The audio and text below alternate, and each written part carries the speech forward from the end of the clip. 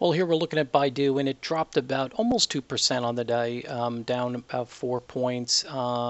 Hasn't been able to really, it kind of held the midpoint of the prior range and also the pullback. So traders need to be mindful here that, it may try to make another gasp higher. But it does still seem that we're losing a little bit of that momentum. Is a very nice little move here.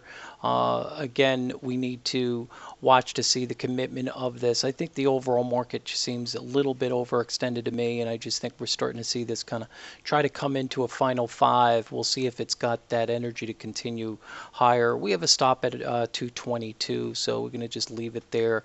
Unfortunately, we have our five that's just a little bit higher than that, but I don't want to let our this get too far away. But I do think that this is still kind of a stock that's starting to run the end of its course on the short term anyway. But just because we're hitting the new highs in the Nasdaq would not surprise me as it tries to clean up a little bit and try to make another gasp.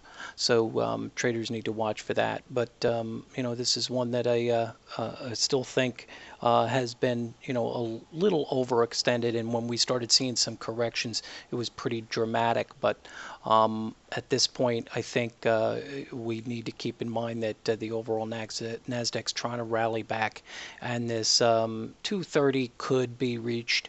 That's a possibility, but we're going to keep our stops where they are. Also, when we look at it from the longer term standpoint, we're coming into a lot of this prior resistance as we talked about. So I think it makes sense to stay positioned where we're at.